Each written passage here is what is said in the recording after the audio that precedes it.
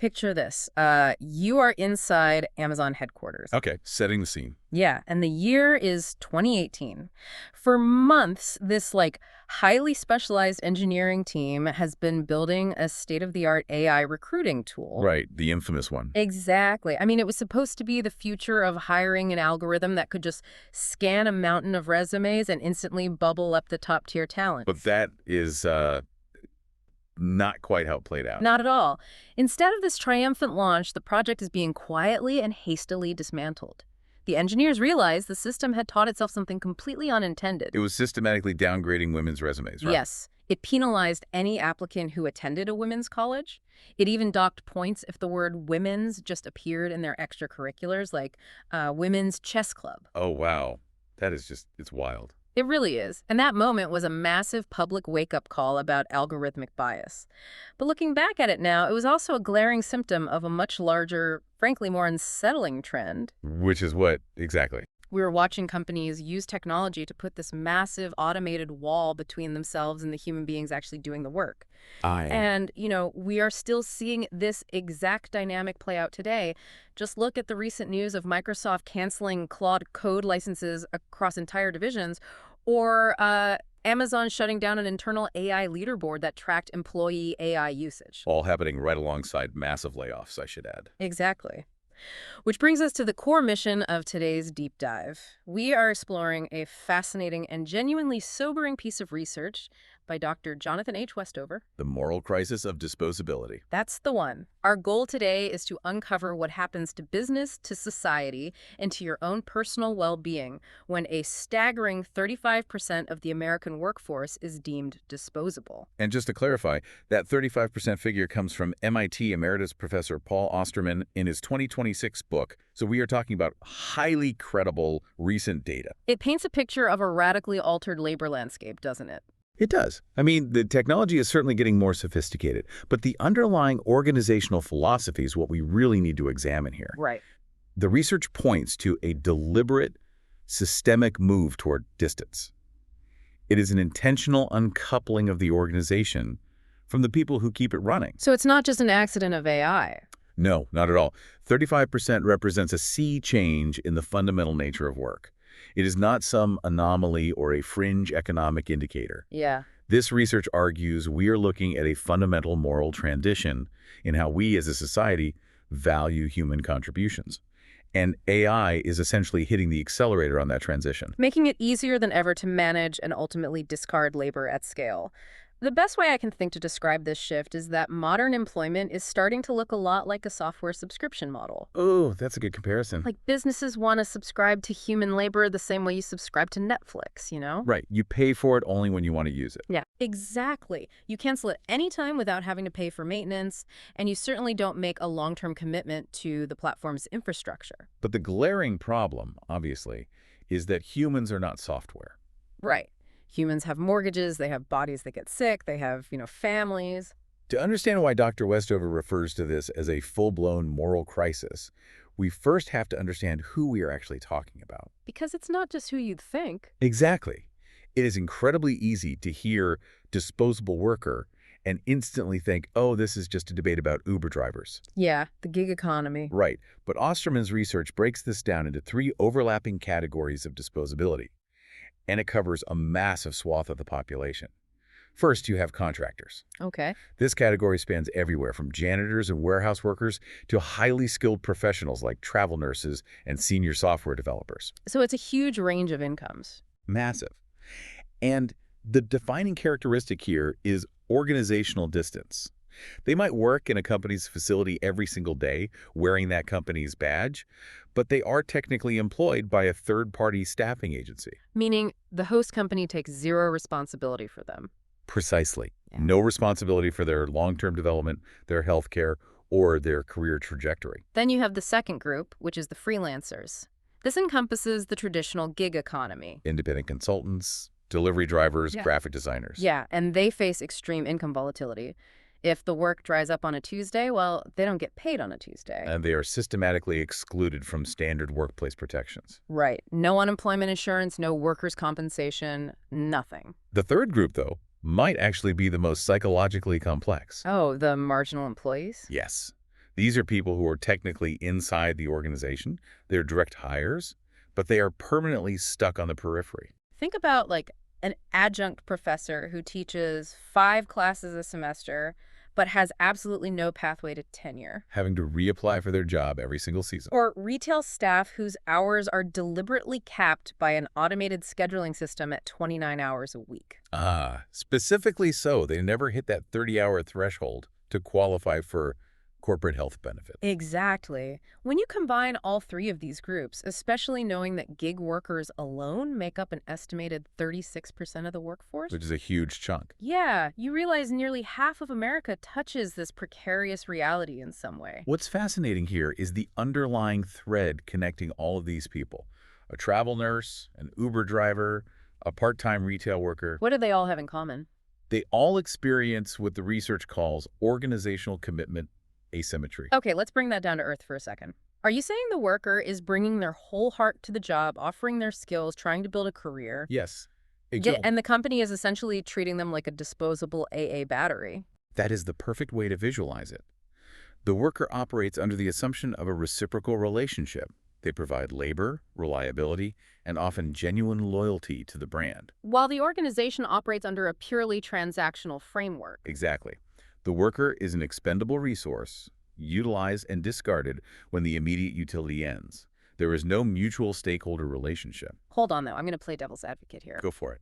Are we making a victim out of a workforce that actually wants this? I mean, my friends who do freelance consulting love not having a boss. They love setting their own hours. That's a fair point. So why is Westover calling this a crisis if millions of people are actively choosing to be freelancers or independent contractors? Well, flexibility is absolutely a draw for a specific subset of this population, usually those with highly specialized, in-demand skills who can command premium rates. Right, the top-tier consultants. But the research points out that for the vast majority, this system is driven by intense corporate cost pressure, not worker preference. Companies wanting to save a buck. Organizations are actively trying to slash labor costs by 20 to 30% by circumventing benefits and avoiding safety compliance. Wow, 20 to 30% is massive. It is. Furthermore, this trend is heavily driven by the McKinsey superstar ideology. What's that? It's a prevailing corporate belief that 95% of an organization's value is generated by just 5% of its elite workers. Oh, wow. If leadership believes that, it intellectually justifies treating the other 95% as entirely disposable. That is so deeply cynical. Systemically, when you apply this model at scale, it leads to severe geographic poverty concentration. Communities that become dependent on disposable, precarious work experience massive economic volatility. Because stable employment used to be the foundation for everything. Exactly. It was how you qualified for a mortgage, how you supported local businesses, how you saved for retirement. When you remove that stability at a societal scale, the fundamental cohesion of a community starts to fracture. It's wild that blowing up your local economy isn't enough to deter companies from doing this. But let's actually unpack this from the business side. Let's look at the balance sheet. Okay, let's do it. Because if companies are doing this to save 20 to 30% on labor, their profit margin should be absolutely thriving, right? You think so? But the research shows the math is fundamentally flawed. Okay, let's unpack this. It's like buying cheap retread tires for a race car. Oh, I like this analogy. Sure, you saved a ton of money during the pit stop. But institutional knowledge is the structural integrity of that tire. Right. When you hit a curve at 200 miles an hour, like, say, a sudden supply chain crisis or a massive customer service meltdown, that cheap tire shreds. And you total the entire car. Because it doesn't have the deep built-in reinforcement to handle the friction. If we connect this to the bigger picture, companies are actively trading accumulated organizational learning and long-term resilience for a short-term bump in their quarterly labor expenses. They're sacrificing tomorrow for today. Exactly. The data in Dr. Westover's analysis is incredibly clear on this. Look at the phenomenon of knowledge drain. Yeah, the research highlights that manufacturing firms relying heavily on temporary workers see their quality defects spike by 15 to 20%. The mechanism here is so simple. A temporary worker doesn't know the undocumented quirks of a specific machine. They don't know that, like, if a certain gear makes a specific humming sound, it's about to jam. Exactly. That kind of tacit knowledge only comes from tenure. Without it, mistakes multiply, and those mistakes cost money to fix. Completely erasing the supposed labor savings. Yep. And the customer experience tanks as well. Let's be real, customers aren't blind. No, they notice. They instantly recognize when they are dealing with a frontline worker who lacks organizational knowledge or the actual authority to fix a problem. Oh, absolutely. If I call a helpline and the person on the other end is a third-party contractor reading from a script with zero power to issue a refund, my frustration goes through the roof. And your brand loyalty vanishes. Poof, gone. That directly drives down future revenue. And then, there is the safety crisis, which the data shows is just alarming. The OSHA data is stark. Temporary workers have approximately 36% higher injury rates than permanent employees doing the exact same task. In the exact same facilities. Right. Why?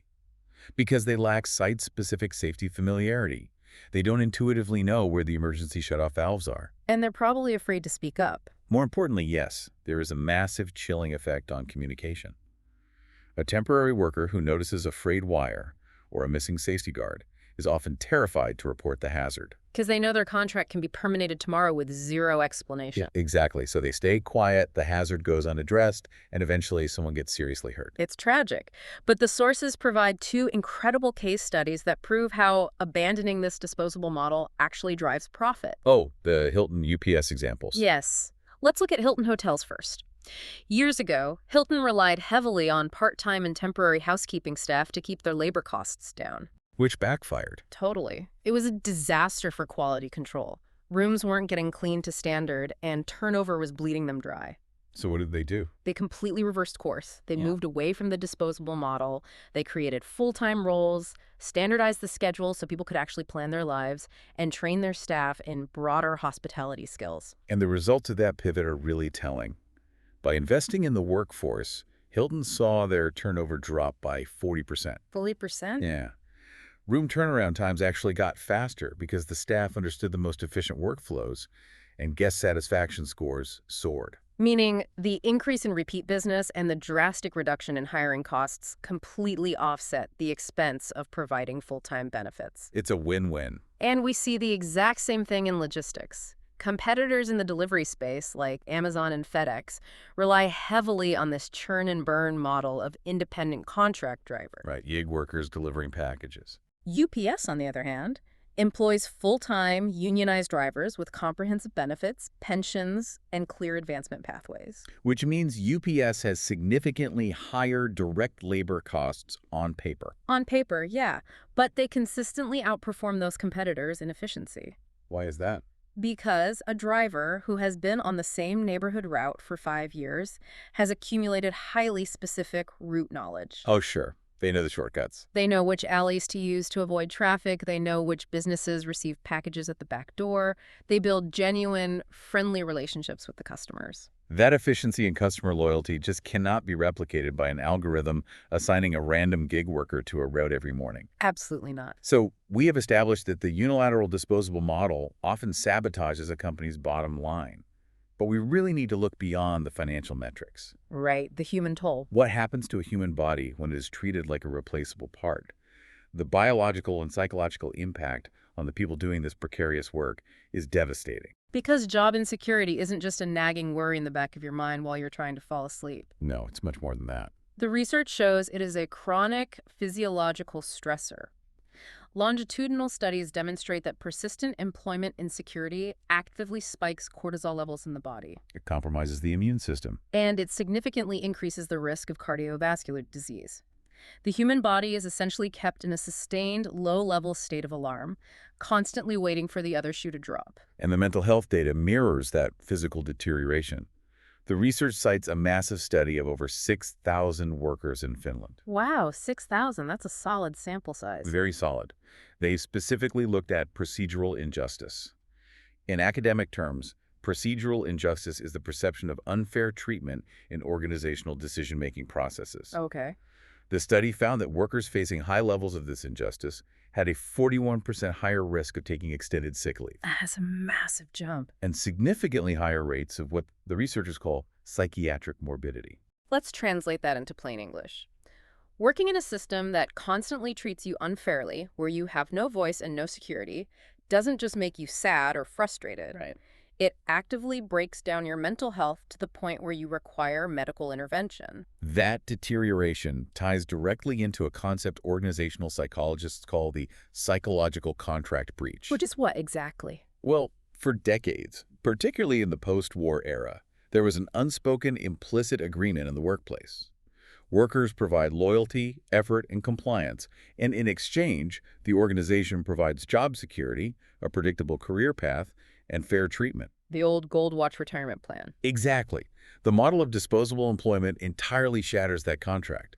And when workers realize the company has no intention of honoring its end of that implicit bargain. They don't just passively accept their new reality. No, they try to rebalance the scales. Dr. Westover's research points out that this breach leads directly to withdrawal, to intentional sabotage, and even to workplace theft. It's not necessarily maliciousness either. Right. It is a direct behavioral response to a broken, unfair system. The worker thinks, if you are going to steal my security and my time, I am going to take back whatever value I can. And this is where AI makes things exponentially worse. Oh, the algorithmic management. Yes. Workers who are managed by algorithms report feeling profoundly dehumanized. They're being evaluated by systems that lack any human context. Like, an algorithm doesn't know that your delivery was late because the bridge was out. It just docks your pay. Exactly. It makes unexplainable decisions and offers absolutely zero chance for a human appeal. Which brings up the most crucial question of this entire deep dive. Play it on me. If the old 1950s Gold Watch psychological contract, the promise of a job for life with a pension, is completely dead, what happens now? That is the million-dollar question. Do we just throw our hands up and accept chronic biological stress and algorithmic management as the new normal? Or is there a way to forge a new deal between worker and company? Well, humans are remarkably adaptable. Okay, good news. The research indicates that workers can actually handle a lack of guaranteed lifelong employment. We don't necessarily need the promise of a 30-year career at one company to feel secure. Assuming certain conditions are met, I imagine. Exactly, provided two highly specific conditions are met in the workplace. Informational justice, which means honesty and transparency from leadership, Okay. and procedural justice, which means fairness and consistency in how decisions are made. Here's where it gets really interesting, because an entirely new psychological contract is not just a theory. It is entirely possible in the real world. We have examples. I like to compare this new model to an open source software project. Oh, that makes sense. When a developer contributes to an open source project, they know they might not be working on that specific code forever. Right. But while they are there, their contributions are respected by the community, the leadership is totally transparent about the direction of the project, and crucially, they get to take their upgraded coding skills with them when they eventually leave. That's a great way to frame it. Several forward-thinking organizations are already proving that human dignity and robust profit margins can totally coexist using this exact philosophy. Let's look at how they are doing it, starting with informational justice. Patagonia is the prime example cited for mastering informational justice. The outdoor clothing company. Yes.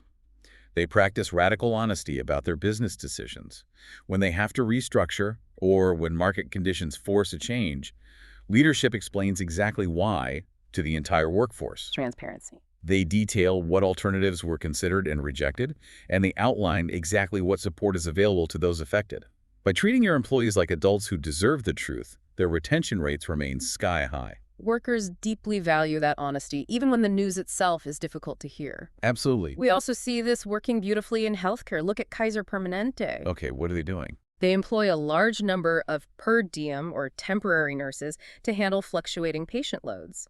But instead of treating these per diem nurses like outsiders or second-class citizens, Kaiser actively includes them in all organizational communications. Oh, that's rare. They are invited to training opportunities, and they are included in regular forums where they can give input on hospital operations. And the mechanism here is simple. Right.